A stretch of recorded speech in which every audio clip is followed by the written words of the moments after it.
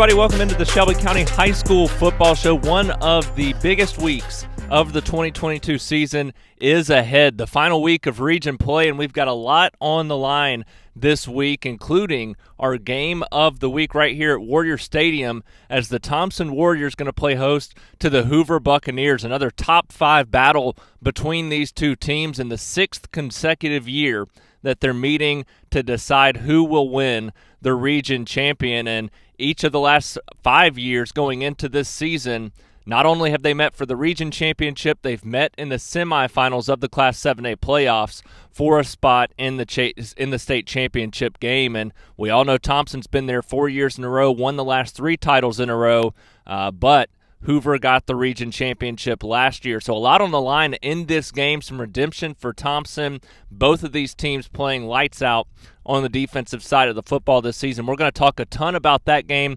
as it is our game of the week this week, but we've got several big ones going on this Friday night during the final week of region play. Just 2 weeks left in the regular season before the playoffs get here, and there's still a lot to be determined. Obviously, this one here, you got the top 2 seeds coming out of this region, but that number 1 seed, the all-important seed out of the region, gets home field advantage really throughout the playoffs leading up to the state championship game. So a very big matchup coming up here between these two on Friday night.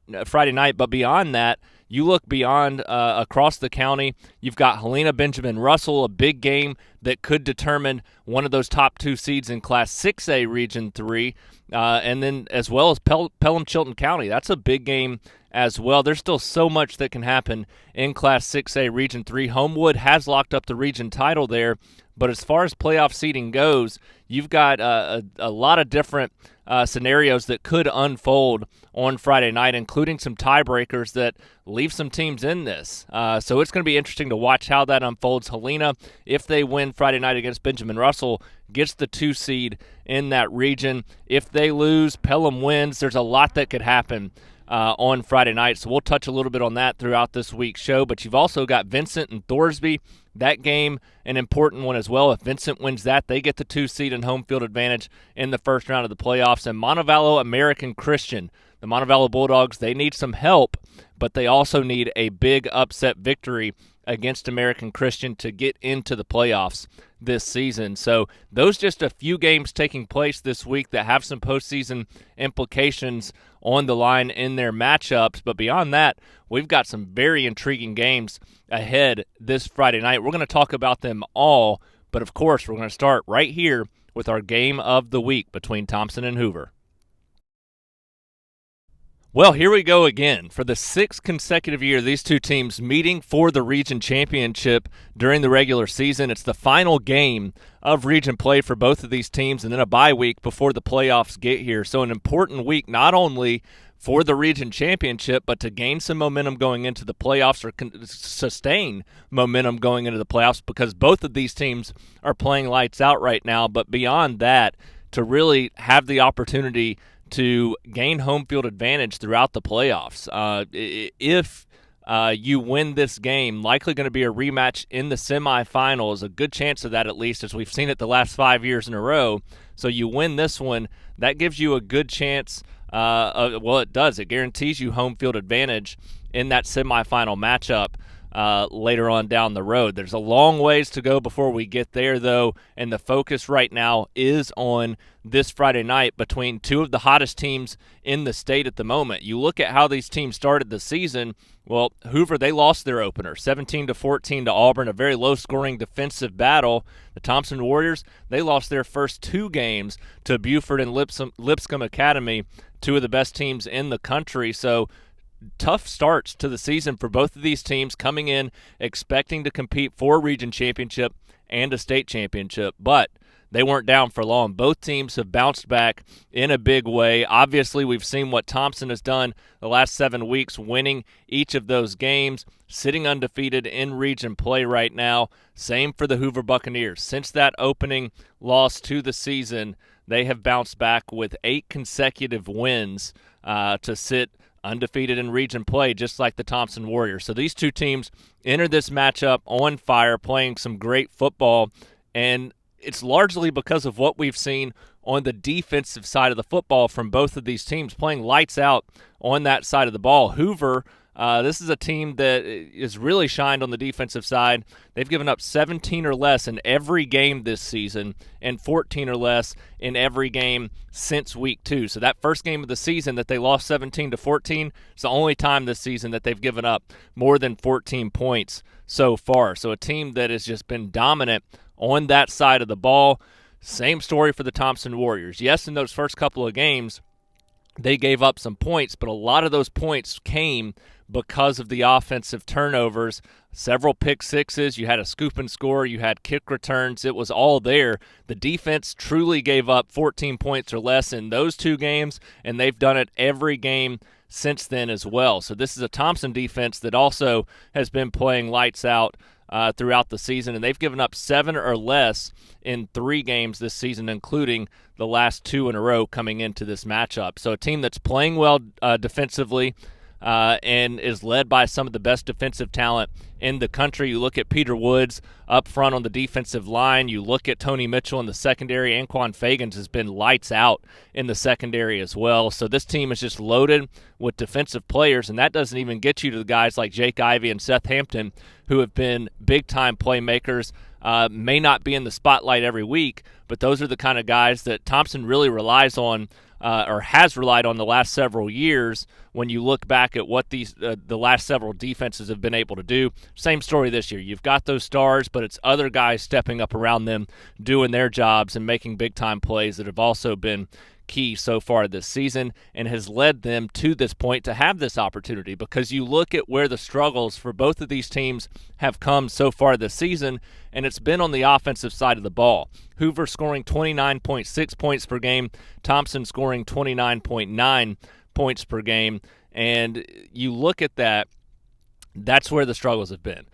We've seen Thompson kind of up and down. They started slow on offense, started to find it a little bit, took some steps back, took some steps forward. So it's just been kind of a roller coaster ride throughout the season, but we've seen them progress, especially the last 2 weeks. You look at what Thompson's done on the offensive side of the ball.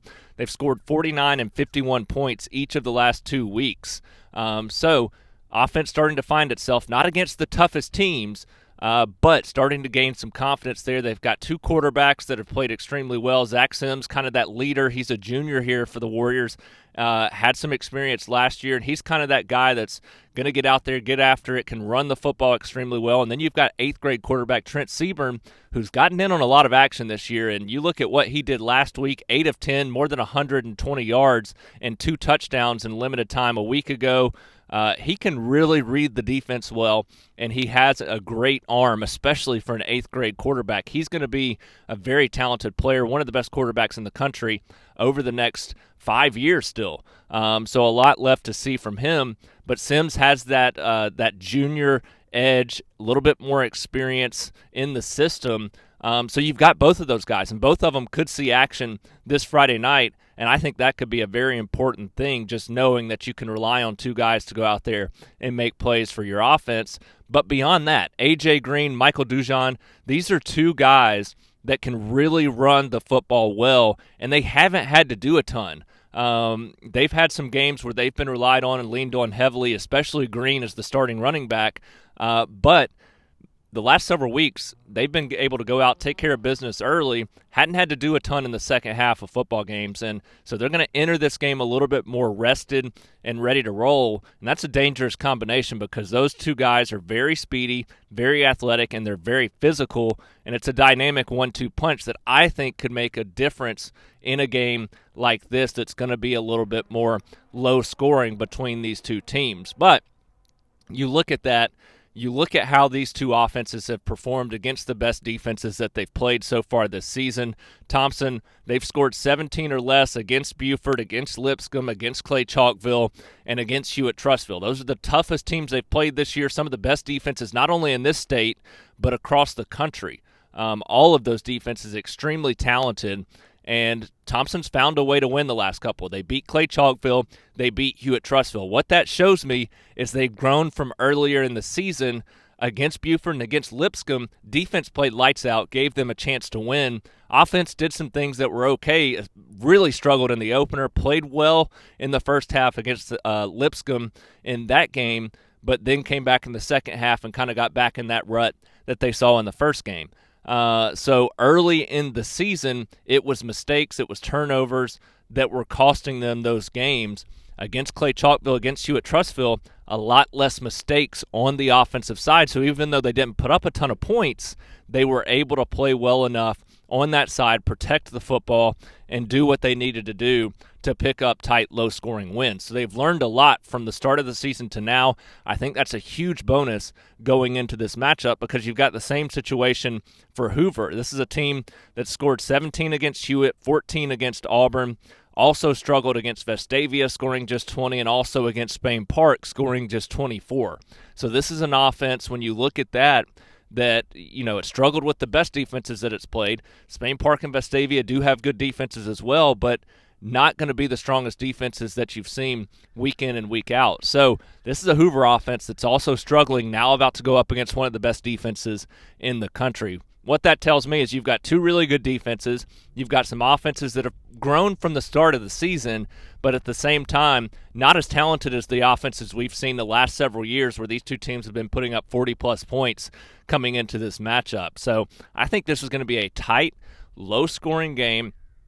Defenses are going to be extremely pumped up and know that they could make a huge impact in a game like this. This is the kind of game that they thrive for. We've seen both of them play in defensive games throughout the season. It's been kind of refreshing to see the defensive physical battles that we've seen so far. Auburn, Hoover, 17-14, that kind of game. Hewitt-Trussville, Thompson, Clay Chalkville, those low-scoring physical defensive battles really takes you back to old school football. And it's been a lot of fun to watch, especially with the way the offensive game has kind of ruled the last couple of years. And you know you're going to get a lot of points. You're going to spread the ball out. So to see defenses kind of getting accustomed to that and being ready and prepared for what's to come has been exciting to kind of see so far this season. I expect we see more of the same in this matchup. Ultimately, though, I think when you've got that and you've got two good running backs that can really wear down a defense, I think that's the only thing that could really make a difference at the end of the night. I truly think A.J. Green, Michael Dujon, that combination, their physicality, these two teams on both sides of the ball are going to be ready for a war. But when you look at that and what they've been able to do, kind of flying under the radar so far this season, as I sit here and hype them up going into this matchup, this is the biggest opportunity they have. I think they know that. I think the offensive line knows that. They're going to be ready to come out and play one of their best games of the season, and they're going to need it. Otherwise, Hoover's going to be ready to pounce. And we saw last year exactly what happened. Thompson entered this game favorites to win it. Hoover walked out as region champions. Thompson, yes, did go on to win the state championship, but at the same time, that's something that's got to still be sitting with you going into this matchup because Hoover is going to be ready. This is a team that does not want to lose this game. It's one of the best rivalries, not just in this state now, but across the country in high school football, and I expect we're going to see a matchup that lives up to exactly that hype. So we'll see how it unfolds here on the football field on Friday night, but it's sure to be one of the best games, as usual, in the entire country on Friday. And, I mean, you just look at the excitement that's going to be built up throughout the week heading into this matchup. It's going to be a lot of fun to watch this one unfold as we see these two teams battle for another region championship for the 6th year in a row.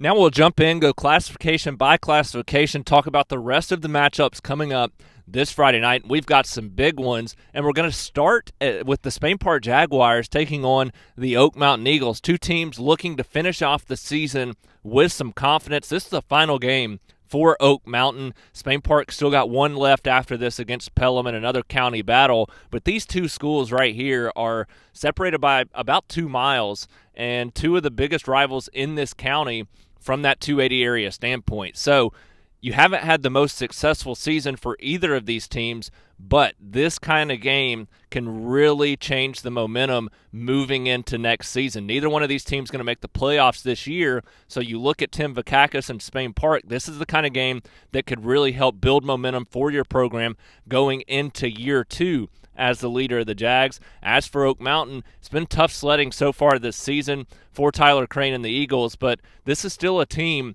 that they want to end the season on a positive note. You look at this senior class, it's not been the way that they wanted to go out, but if you can end with a win against your rival, not only gives you some excitement to finish off your career at Oak Mountain, but at the same time, it builds some confidence for a lot of young guys on this football team moving forward into the next season. So a big, big opportunity for both of these teams in a rivalry battle to end region play and gain some confidence late in the season. You look at how these two teams have fared so far this season. Both sit with just 2 wins overall. Oak Mountain won their first 2 games of the season. They've lost 7 in a row since then, sit at 2-7 right now. Spain Park now at 2-6. They won their second game of the season 2 weeks ago, ended up falling last week in a tough game.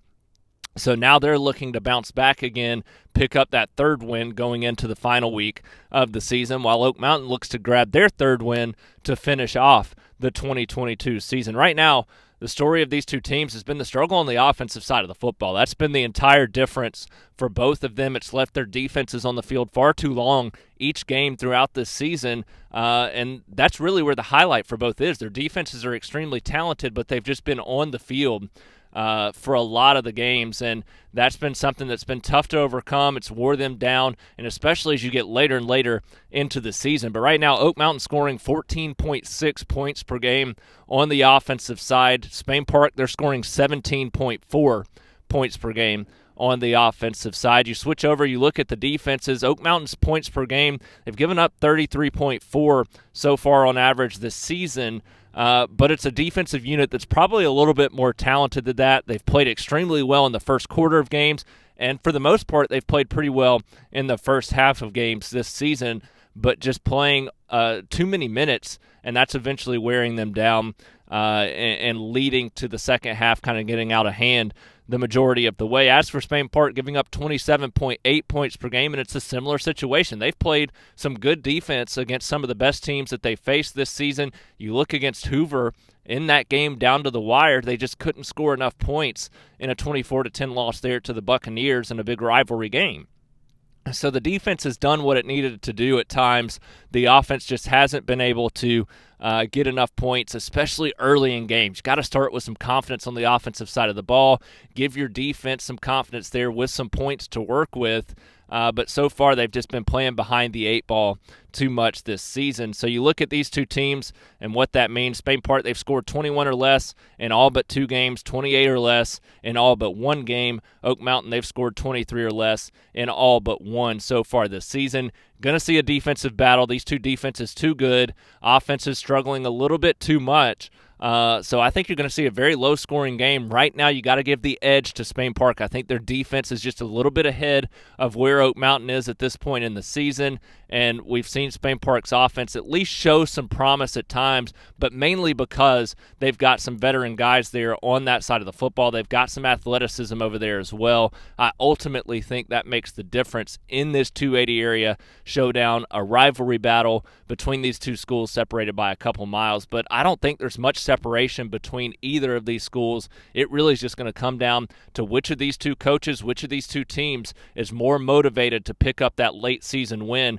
after seeing some difficult stretches throughout the season. That, I think, at the end of the night is going to make the difference between these two.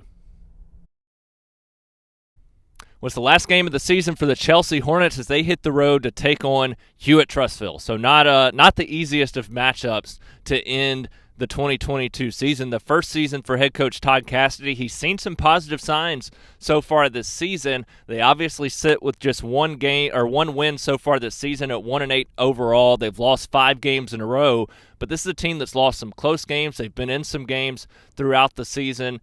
Just ultimately hasn't been in the cards for them throughout the season, and it's tough. I mean, you've got a lot of young playmakers, you've got a new coaching staff, and you're playing in one of the most difficult regions in the 7A classification in your first year moving up from Class 6A. So a team that probably would have fared pretty well in Class 6A had they remained there this season, but with that jump up to 7A Region 3, first-year head coach, a lot of guys off of last year's team, So just a lot to overcome this season, and they showed some fight for the majority of the season. So I think there's big things ahead for the Chelsea Hornets. But looking at this game specifically, this is a Chelsea offense that's just struggled too much this season, been inconsistent so far. They're scoring 15.1 points per game, taking on a Hewitt team that's giving up 17.9 points per game on the defensive side. Hewitt has played some great defense so far this season. They're also scoring 35.1 points per game, while Chelsea's giving up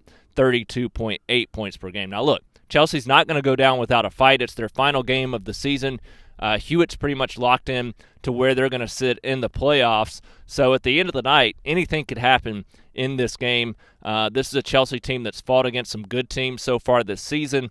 I don't think they're going to go down without doing the same thing in this matchup. Ultimately, it just comes down to, can they make the plays on the offensive side of the football to keep up with a very fast, physical, and athletic Hewitt-Trussville team. If they can start to make those plays offensively this week, which they've got some young playmakers, a few experienced playmakers who have grown throughout the season, I think they're going to have a chance to compete in this game and go into that second half looking to make some plays that could make a difference. Ultimately, though, got to be able to make those plays on the offensive side of the football to have a chance in this one.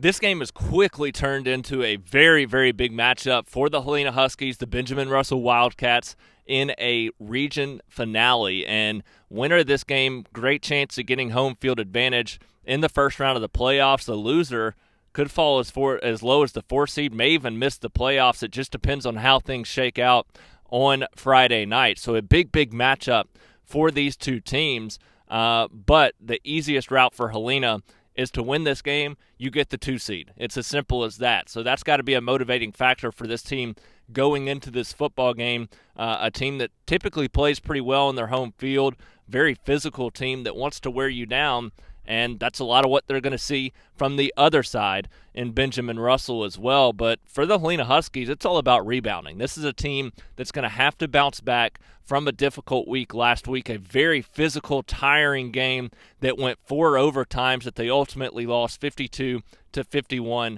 to Calera, and it was an exciting game. That was the game that Calera led 17-3 at one point. Ultimately, Helena came out with a furious start to the second half, came back to tie that game 17-17, had a chance to really put a clamp on that game. Defense played lights out in the second half, but ultimately a punt return from Braylon Farrington of the Calera Eagles even the score in the final couple of minutes of that game and led to overtime between those two. So tough loss for Helena last week, but everything's still ahead for this team. Weren't going to have a chance to win the region championship even if they won that game a week ago, but still have a chance to get the 2 seed and home field advantage with a win against Benjamin Russell. And you look at these two teams, both teams playing extremely well on the defensive side of the football. This is a Benjamin Russell team giving up 16.3 points per game, and they've stifled most offenses that they've played so far this season. You look at the Huskies, they're giving up 23.1 points per game on the defensive side of the football as well. So a talented defense over there. They've been extremely consistent throughout the season, except for last week where they gave up the 52 points. It's a defense that's given up 28 or less in every other game the rest of the way. So most likely taking on a Benjamin Russell offense that's scoring 31.4 points per game, an offense that scored 20 and 16 against Briarwood and Pelham the last couple of weeks. They don't seem to be going in the right direction. The offense has kind of tapered off here the last few weeks. I think Helena's defense is going to be ready to roll. I think Benjamin Russell's defense is going to be ready to roll. I think this is going to be a very physical, lower-scoring battle. Whoever gets to 21, 28 points first probably going to have the best chance of winning this football game, but it could be a 20-17 type of game, one of those lower-scoring physical tests, and it all comes down to who's going to be able to make that last play in the second half. We've seen Helena be a second-half team before. The majority of the last several years, that's exactly what they've been. So if they can come out, get off to a fast start, and then continue that into the second half wear down Benjamin Russell. That gives them their best shot, but ultimately it's hard to go against a Helena team that just plays so good in the second half of football teams. But if you dig yourself too big of a hole, we saw it last week it bit them. We've seen it several other teams. It has bitten them. While they've come back and won several games, it can cost them a game as well. And so you don't want to fall into too big of a hole in a game like this, because Benjamin Russell's defense, they're not going to give up a ton of points. So you fall behind 14-0, 17-0, something like that in a game like this, you may come back and make it a tight game late, but that's a very, very tall task against a defense that's playing as well as Benjamin Russell is. Ultimately, I liked a lot of what I saw from Dalton Llewellyn at the quarterback position last week. We all know Jordan Washington can make plays, but he was big in the first half a week ago. A.J. Horsted was big in the second half. That's a dynamic duo that they can really save one of those guys for the second half to continue to wear down that opposing defense. I think that offensive side of the football for Helena has to come out, play with that confidence, come out and be ready to punch you in the mouth. Physical football game that they like to play. They can do that. I think they're going to have a strong chance to walk away victorious and grab another top 2 seed out of this region, a team that has played extremely well the last few seasons. I expect them to carry that confidence and momentum going into this matchup with Benjamin Russell. Well, as I said, Class 6A Region 3 is chaotic right now. This is going to be a crazy Friday night, and that's going to be the same situation when Pelham travels to Chilton County for another big region matchup out of that region. You look at these two teams, and Chilton County, their playoff hopes are over, but as for the Pelham Panthers, still a chance that they could get the 2 seed in this region. If they can win and Helena loses to Benjamin Russell, then Pelham, all of a sudden, they jump up and they have home field advantage during Mike Vickery's first year leading the Panthers. And this is a team that's played some great football so far this season. Obviously not coming in off the kind of game they wanted last week. They lose 28-0 to Homewood as the Patriots locked up the region championship a week ago. But this is still a Pelham team that's played consistent on both sides of the football so far this season. They're giving up 23.8 points per game, scoring about 22.8 points per game. Chilton County, they're scoring 23.1 and giving up 29.1 coming in to this matchup. So you look at that, Pelham's a team that they've played extremely well consistently on the defensive side of the football. They're not going to give up much more than 28, if that, in any game this season. And I expect that to continue to be the case in a game like this. They've played extremely well on that side of the football. We've seen Chilton County really start to struggle the last few weeks on the offensive side of the football. They've scored 29 or less in the last 6 in a row and 10 or less in the last 2, and then 14 or less in 3 of the last 4. So this is a team in Chilton County that's really, they've kind of gone the wrong direction on the offensive side of the football. Pelham's defense is just so consistent. Now Pelham's going to have to be able to score points because this is still a talented Chilton County team, one of the best teams they've had in a while. And so for Pelham to be able to walk away with a victory, offense is going to have to be able to make plays, which it wasn't able to do last week against Homewood. So going to have to get in some good practice this week, have a good game plan, watch your film, know what to be prepared for. If they can do that, they can make those adjustments on the offensive side of the football going into this game. Going to have a chance to walk away with a win. But ultimately, I think their defense is too good, and I do think their offense will have success because you look at Chilton County, it's a defense that's given up 31 or more in 5 of the last 6 games. So both sides of the ball, after such a successful start to the season, both sides of the ball have kind of gone the wrong direction the last several weeks. So Pelham's got to be ready to capitalize, but got to be ready for a battle in this game as well because it's not the Chilton County team of old, and if you're not prepared for this game, they're going to make you pay. But ultimately, the opportunity to have a 2 seed in this region, that should be more than enough momentum for Pelham to have a good week of preparation and be ready to roll and walk away with a huge region win against Chilton County this Friday in what should be an entertaining battle, but an important one for Pelham that I think makes the difference. Well, the final Class 6A Region 3 game we have to talk about, that's Briarwood hitting the road to take on Homewood in a great rivalry battle. These are two teams that have really gotten after it the last several years. It's a fun game to watch when these two teams meet, and I expect nothing different going into this matchup. Now, last week it was heartbreaking for Briarwood, a very physical and crazy game that was 0-0 going to the fourth quarter. Briarwood ultimately led at one point late in that game, 14-10, but at the end of the night, Benjamin Russell able to score late, go up 16-14. Briarwood had a chance to get down there late into field goal range, but on fourth down came up just a yard or two shy of the first down and end up losing that game 16-14, and their 29-year playoff streak comes to an end with that loss. So you stop right there and you think about that. That's tough to bounce back from. That's difficult. It's heartbreaking. This is a very special senior class that's poured a lot into this season.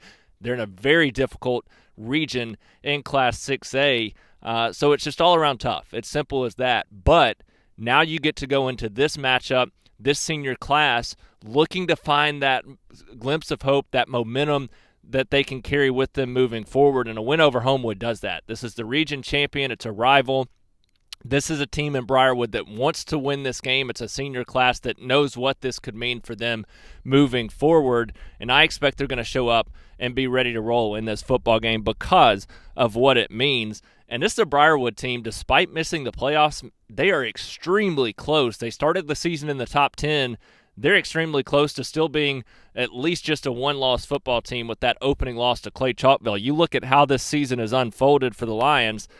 They've lost 3 in a row by 10 or less, and all 4 region losses this season have come by 10 or less, with 3 of those coming by 3 or less. So this is a team that's been right on the verge. They've been in every single football game this season.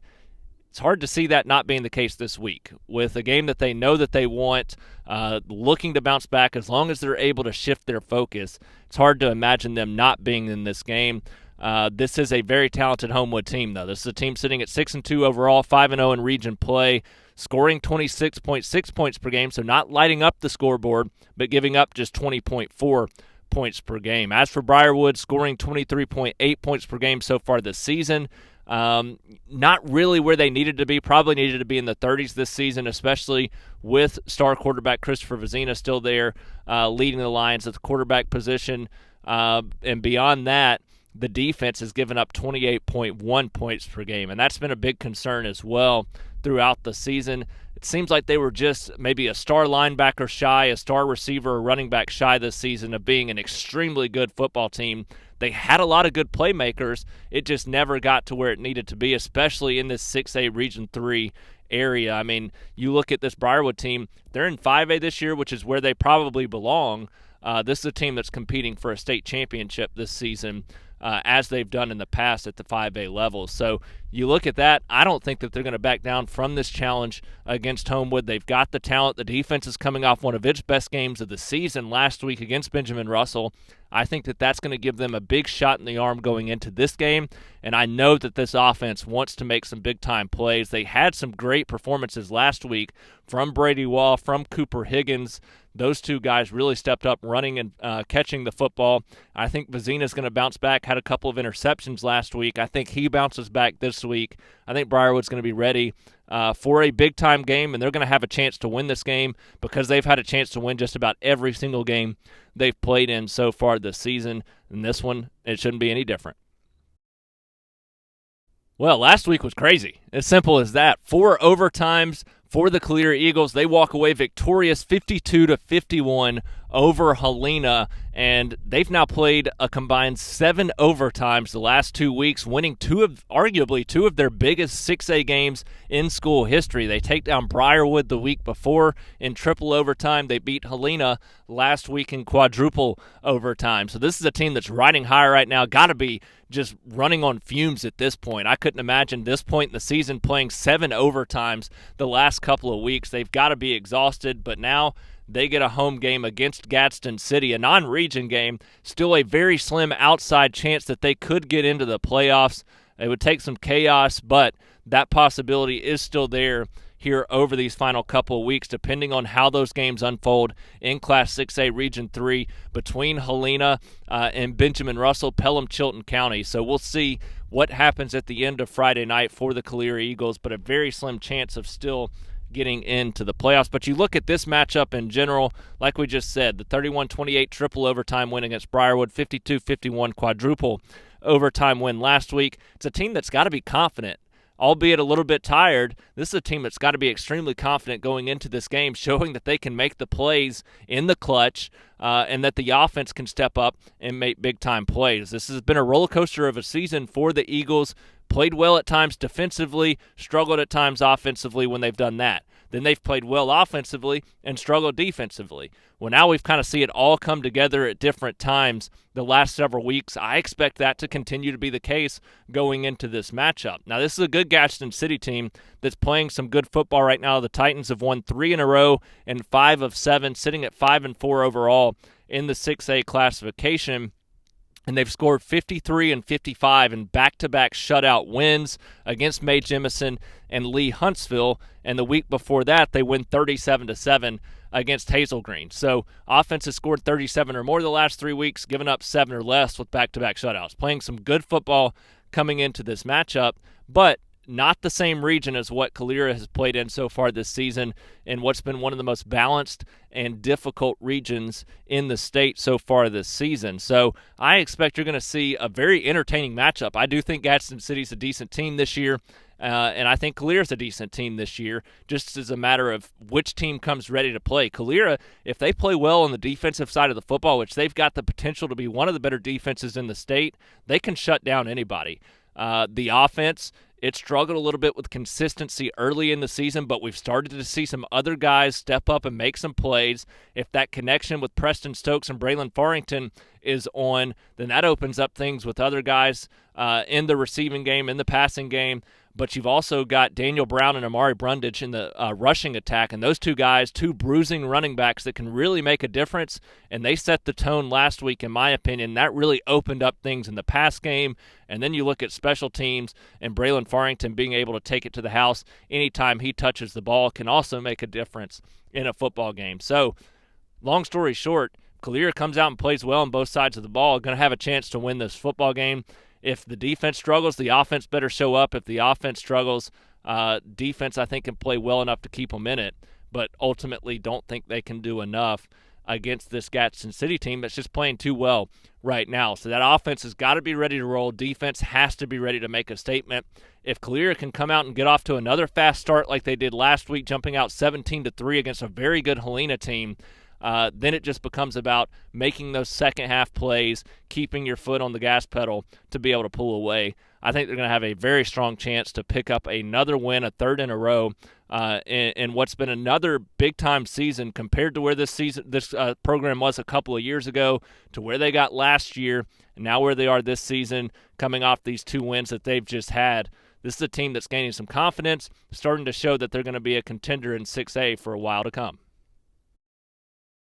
Now we jump down to the 5A classification after that busy slate of 6A games. The Shelby County Wildcats, they hit the road to Rehoboth on Friday night, and Shelby County's playoffs hopes are unfortunately done now at this point in the season after last week's loss, 35-14 to Marbury. And this is a Shelby County team that started the season 3-1 out of the gate, but they've now lost 4 in a row after last week's loss. And the difficult part has just been on the offensive side of the football, and obviously they gave up 35 last week. They've struggled on defense against the best teams that they've played this year, but last week was the kind of game where you wanted to see the defense bounce back, keep them in that game, and maybe for a little while did, but ultimately fall 35-14. So you go into this matchup against Rehoboth.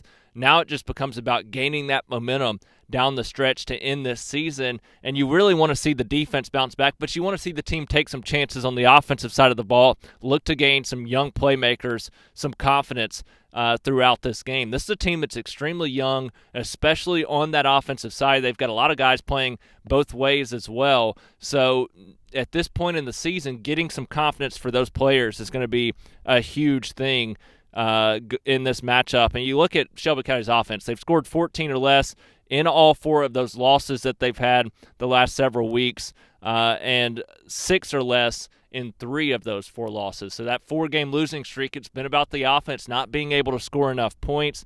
The defense has played pretty well so far this season and has kept them in games at time. They're giving up 26.5 points per game on the defensive side of the football, which is not bad. You look at where this defense was a few years ago, giving up 30-plus per game.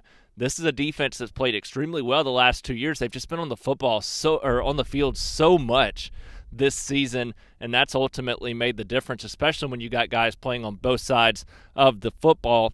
But they're scoring just 11.4 points per game, and when you're doing that, you're just not the offense is just not on the field enough and making enough big-time plays to help out the defense. Good news going into this one, you've got a Rehoboth team that is struggling a little bit on the offensive side of the football as well, scoring 18.1 points per game. They're also playing pretty similarly on the defensive side, giving up 23.4 points per game. So offense for them playing about 7 points per game better, defense playing about 3 points per game better. Ultimately, maybe in a little bit more difficult of a region, Rehoboth is, but I think these teams are pretty balanced. I think you're going to see a low-scoring game in this matchup. 2 defenses that have been really the highlight of their teams so far this season, and I think you're going to see that continue to be the case in this game. I think either team has a chance to win this one. It's just a matter of which one's going to make those plays down the stretch to be able to pick up a win. But expect a lower-scoring defensive battle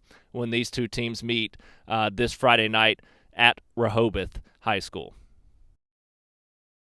But it's a slim hope, but the Montevallo Bulldogs, they are still clinging to a hope of getting in to the playoffs this season. The Bulldogs are sitting in a situation this week where they're going to have to upset American Christian, the region leader in their region. So a big opportunity ahead that could really be a statement win for this program. But not only that, they're also going to have to hope for a little bit of help. They need Hale County to beat Sipsey Valley in addition to picking up a win, if my math is correct, going into this matchup. So not only got to beat one of the best teams, but got to hope for an upset there as well between Hale County and Sipsey Valley. That said, just a win in this game could show how far this program has come throughout this season, and I think the defense is going to keep them in it. This is a defense that's played some great football this season. Montevallo coming off a 42-0 win a week ago against Holt. They're sitting at 3-5 on the season, 3-3 in region play. Obviously, American Christian 6-0 overall, 6-0 in region play, 7-2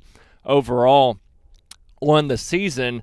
But you look at what Montevallo has done well. It's a defense that's giving up 18.1 points per game, and that's even with the offense not being able to put up a ton of points so far this season. So this is a defense that's been extremely talented. They've got a lot of athletes on that side of the ball, and they've got some big guys in the trenches that are making some big plays as well. So a talented defense that's played well. The problem has been they haven't been able to get above that average on defense on the offensive side of the ball. It's a team that's scoring just 17.6 points per game, which is almost 1 point less than what the defense is giving up. So the offense just hasn't had that consistency so far this season. Now, maybe last week's game against Holt, 42-0, they score 42 points in that one. Maybe that's a shot in the arm that they need, the confidence boost that this offense needs. But now you're taking on an American Christian team that's giving up 17.9 points per game. They've given up 12 or less in the last 3 in a row and 14 or less in all but 3 games so far this season. So this is a defense that's extremely talented, and that's going to make it difficult when you've got some struggles on the offensive side of the ball from Montevallo. Now, Anthony Martin played a great game last week. Receiver stepped up. Braxton King didn't throw the ball a lot, but was 4 for 4, north of 100 yards. So he played a good football game last week and was consistent, completed his passes. That's what he needs to be able to do in this game, not make mistakes, protect the football, and really just extend drives, get positive play after positive play. It doesn't have to be a 45-yard pass or a 20-yard run. It can be 3-4 yards. Just keep churning that ball, moving it forward, that's going to be your best hope in extending some long drives. So we'll see if they're able to do that. I do think the defense can ultimately keep them in it. If the offense can move the ball, have those sustained drives, that keeps this thing lower scoring, which is exactly what Montevallo is going to want to see. But ultimately, American Christian scoring 30.2 points per game. I think they'll be able to make the plays in the second half to walk away with a victory. But it's hard to rule out a team that's fighting for their season and their postseason hopes. Wouldn't put it past Montevallo to be able to come out, make this an entertaining game, and then we see what happens in the fourth quarter. So we'll see how it unfolds on the football field Friday night between Montevallo and American Christian. Going to take a heck of an effort, but don't put it past Blake Boren and his Bulldogs to make this a great football game. The final hurdle for the Vincent Yellow Jackets between home field advantage in the playoffs is the Thorsby Rebels. This is a big game for Vincent this Friday night as they play host to Thorsby, and Vincent coming off a huge win last week against Isabella, 49-42 victory in that one, a game that they really led throughout, had a good lead at one point. Isabella came back and made that an entertaining game, but ultimately Vincent able to hold on, make the plays late that they needed to make again, and we've seen that at different times throughout this season. The only time we didn't was against B.B. Comer, a game that they led throughout and ultimately lose in heartbreaking fashion in the final seconds by 1 point. Both those teams in the top 10 of the Class 2A regions or Class 2A standings this season, and right now sitting in the top 2 of the region standings as well. B.B. Comer's locked up the region championship, but Vincent looking to get that 2 seed, likely going to be in that situation where they do, but a win guarantees it this Friday night. So if Vincent can take down Thorsby, they guarantee themselves home field advantage in the first round of the playoffs. They're sitting at 8-1 overall, 5-1 in region play. So just been an incredible and historic season for the Vincent Yellow Jackets compared to where they've been the last several years. It's been remarkable to see what they've been able to do this season.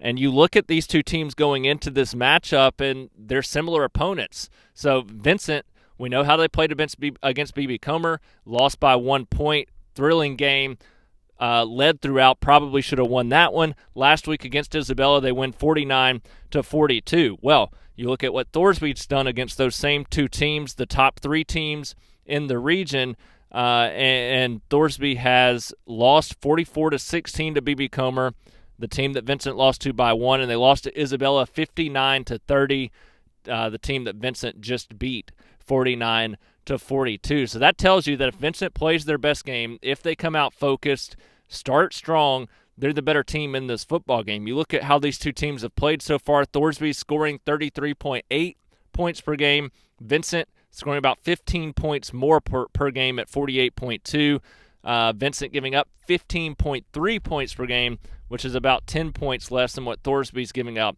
at 25.1 points per game. So you look at that, you look at Isabella scoring 59 on this Thorsby defense. This Vincent offense has just been unbelievable this season. Defense has been remarkable as well.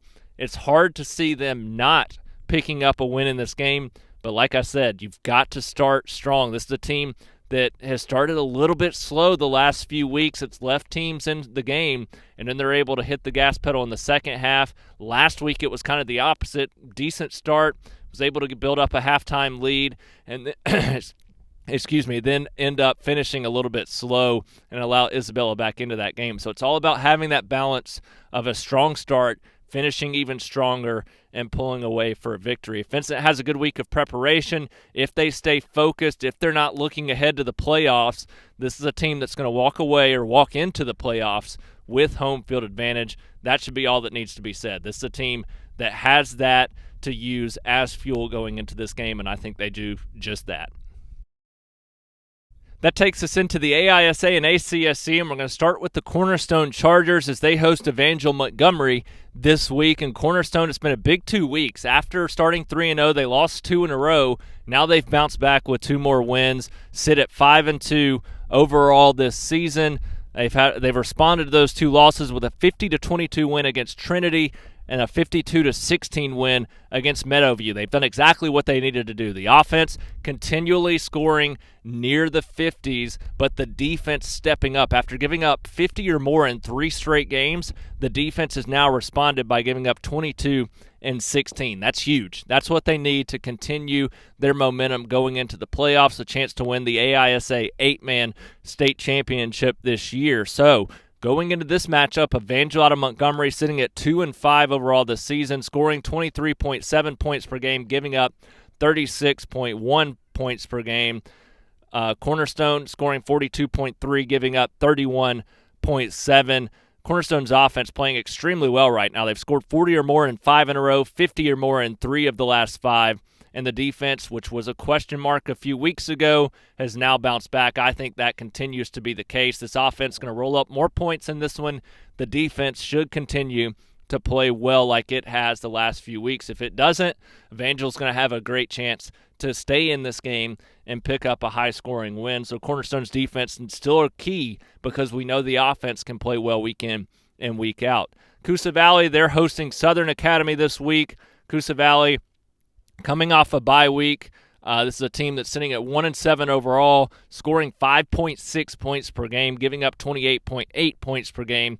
Now you look at Southern scoring 24.6 and giving up 33.7. So Southern, they're scoring points, but they're giving up a lot of points. Coosa Valley not scoring points, not giving up a ton at 28.8, but the defense is playing so much football that it's giving those other opposing offenses a lot of chances to score points. So I do expect Coosa Valley's defense to come out, play a good football game. I think the offense is going to have one of its best games of the season. Not sure if it's enough to win this football game, but the offense, if they can make those strides against a defense that's struggling, Coosa Valley are going to have a chance to get their second win of the season on Friday night. The Evangel Lightning just continue to dominate, coming off a 54-7 win against Southern Christian last week. They're now 8-0, and they get an 8-man game against the Carolina Wildcats this Friday night. Carolina currently 2-4 on the season, coming off a bye week, but they've got 3 losses in a row, and the offense has scored 14 or less in all 3 of those losses. Not a good thing going up against this Evangel team, which is probably the best defense that Tim Smith has had in his time leading the Lightning. I think the defense steps up. The offense continues to score 40-plus points week in and week out. I think Evangel pulls away, improves to 9-0 as they get ready for a run at the ACSC State Championship and another national championship in 8-man football. It's time to hand out some stars now. We're going to start in the 7A classification. We're going to start with A.J. Green and Michael Dujon. As I talked about their importance going into this matchup on Friday night, they had big games last week against Tuscaloosa County. A.J. Green, 3 touchdowns, 64 yards on just 6 carries, and Dujon, 2 touchdowns, 65 yards on just 5 carries. So combined 11 carries, more than 100, about 131 yards there. And then 5 total touchdowns. So these two guys playing extremely well, running the football, haven't had to do a ton the last few weeks, but when they've been leaned on, they've been big for their teams. If Thompson has a passing attack in addition to these 2 guys running the football, that's going to be a dangerous combination, not just this week, but moving forward into the playoffs. Trent Seaburn also played extremely well this past Friday night against Tuscaloosa County. Hard to believe he's just an 8th grader, but 8 for 10, 129 yards and 2 touchdowns in limited action against the Wildcats. And that efficiency is because he can read the defenses extremely well. And he's still growing that arm strength. So that's what worries you, is firing those balls into tight spots. But he's not afraid to take the chances, and he knows what's coming, so he's able to fit it in there a lot of the times. But a big performance from him last week. Zach Sims also played well, 3 of 7. Throwing the football, didn't have to do a ton in that game, had north of 100 yards as well, passing the football for the Warriors. But the defense just continues to do what Thompson's defense does week in and week out. They gave up just 137 yards of offense on 45 plays last week, only 7 rushing yards allowed a week ago. And going into a matchup like this, where you know both of these teams are going to want to set the tone running the football in a physical, low-scoring game, That's a big plus for Thompson's defense, which we know is going to play well. Also gave up just 130 passing yards to Tuscaloosa County a week ago. Oak Mountain, tough season for the Eagles so far, but sophomore quarterback Will Odell has progressed throughout. Wasn't extremely efficient last week, 15 of 36, but one of his best games of the season. He had 181 passing yards, 3 touchdowns, also ran for 103 yards on the ground with 23 carries. And on the defensive side of the football, Garrett Murphy just continues to be amazing. He's been the leader on that side of the football the majority of the season, and is just an all-around talented player. But last week, 11 tackles, 2 tackles for loss in that loss for Oak Mountain. So continuing to play well on the defensive side of the football. We'll see if he's able to rally around his guys this week, and if Odell's able to pick up a big win against Spain Park on Friday night. The Calera Eagles, Braylon Farrington, another big-time performance, 77-yard punt return for a touchdown, had 4 total touchdowns, more than 200 all-purpose yards against Helena in that 4-overtime victory last Friday night, 52-51. And Preston Stokes, perhaps his best game of the season. He had 5 total touchdowns in that win, 1 rushing, 4 passing. So a big-time performance from Preston Stokes last Friday night in that victory. And Daniel Brown and Amari Brundage both played extremely well running the football. They had big games, and I expect that to continue to be the case this week in a big game against Gadsden City. For the Briarwood Lions, Cooper Higgins, 14 carries, 128 yards, and a touchdown in that 16-14 loss to Benjamin Russell. That's almost been the missing link this year, running the football that successfully. So a strong showing from him that they need to carry into this game against Homewood to have a chance. And same for Brady Wall. He's kind of been the leader at receiver this year. Another big game for him. 8 receptions, 121 yards last week. We'll see if he and Vizina can stay on the same page this week. We'll see if Higgins can take some pressure off of that passing game as well by running the football successfully. The Montevallo Bulldogs, several guys to mention, probably their best offensive performance of the season this past week. And you start with Braxton King, who was 4 of 4 throwing the football, 121 yards and a touchdown. Big time showing for him. Not a ton that he had to do, but very efficient and made the plays that he needed to play. Anthony Martin, he had 8 carries, 156 yards, and 2 touchdowns. That's been something that this team has desperately needed this year, is somebody to step up and fill the shoes of Joseph Anderson, who was one of the best running backs in this county's history last season. So to see Martin step up and make big-time plays last week was key. He's going to have to carry that into a big matchup this week against American Christian. And Javon Rogers, 2 receptions, 70 yards, and a touchdown. Also had a 98-yard pick six that was big in that game against Holt as well. So defense made big-time plays. Offense had one of their best performances of the season. Exactly what you want going into a must-win matchup this Friday night against American Christian. As for the Vincent Yellow Jackets, Rakylis Robertson continues to run the football extremely well, 171 yards, 2 touchdowns on 16 carries to lead the Yellow Jackets in that win against Isabella. Zach Carlisle, 99 receiving yards and 2 touchdowns as well. He stepped up and made some big-time plays. And quarterback Blake Ollams, 5 of 6, 126 yards and 2 touchdowns in that 49-42 victory, while Kason Fields had a 65-yard kickoff return that was also crucial in the final score. So some big-time performances there, and now we enter the final week of region play, the biggest week of the season for many of these teams, and they're going to need some more of those performances. We'll see who steps up and who shines as a star next week on next week's show. That's going to do it for this week's Shelby County High School Football Show.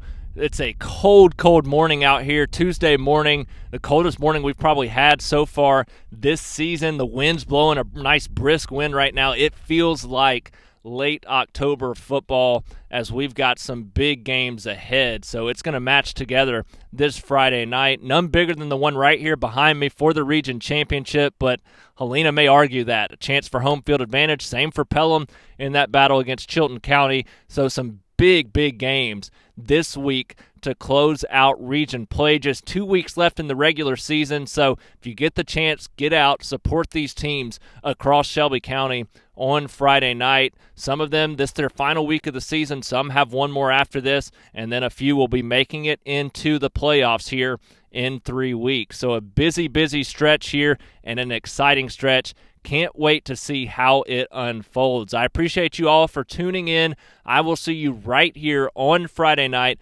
live from Thompson High School, the Shelby County High School football pregame show to get you geared up for what's going to be a great night of region play. But for now, that's going to do it from here at Thompson High School.